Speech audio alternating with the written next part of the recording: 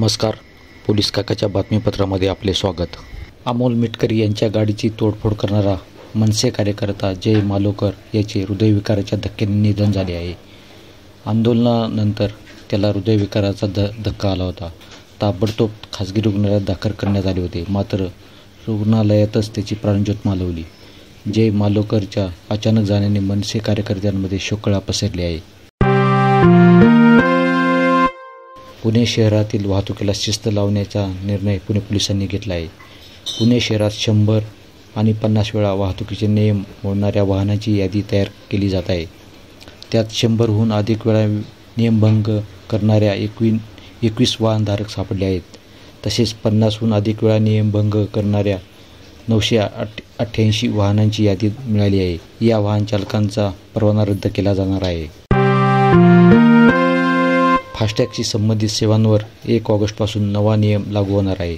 आता वाहन घेतल्यानंतर 90 दिवसांच्या आत वाहनाचा नोंदणी क्रमांक फास्टॅग नंबरवर अपलोड करावा लागणार आहे. KYCच्या अटींची पूर्तता करण्यासाठी 1 ऑगस्ट ते 31 ऑक्टोबरपर्यंतची मुदत मिळणार आहे.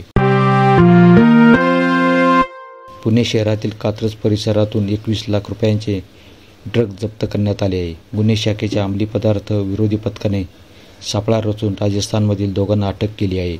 या दोघांविरोधात भारतीय विद्यापीठ पोलीस ठाण्यात गुन्हा दाखल करण्यात आला आहे.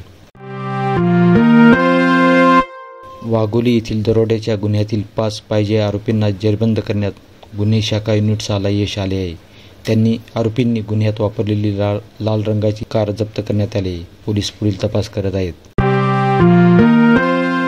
ठाण्यामध्ये मोबाईलसह इलेक्ट्रॉनिक साहित्य विक्री करणाऱ्या शोरूमच्या भिंतीला भगदाड पाडून शोरूममधील जवळपास 15 लाख रुपयांचे मोबाईल लंपास केल्याची घटना घडली आहे. चोरीचा प्रकार CCTVत कैद झाला असून पोलिसांनी त्या फुटेजच्या आधारे चोरट्यांचा शोध सुरू केला आहे. केरळच्या वायनाडमध्ये अतिवृष्टीमुळे भूस्खलन झाले आहे. यामध्ये आतापर्यंत 93 जणांनी आपला जीव गमावला आहे, तर 128 जण जखमी झाले आहेत. जखमींवर उपचार सुरू आहेत.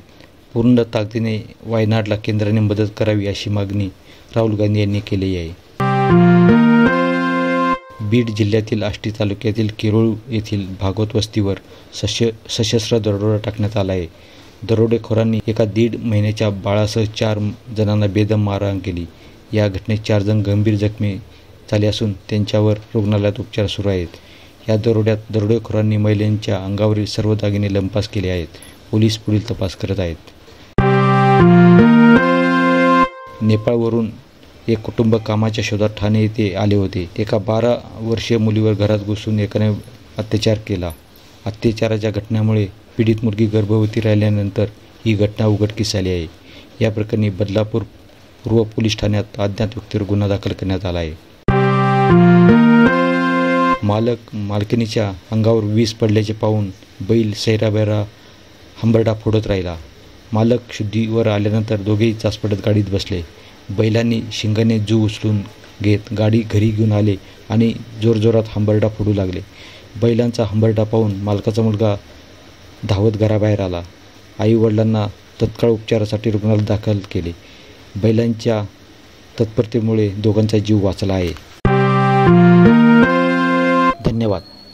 अधिक माहितीसाठी पोलीस काकाच्या वेबसाईटला जरूर भेट द्या आणि आमच्या YouTube चॅनेलला सबस्क्राईब करा.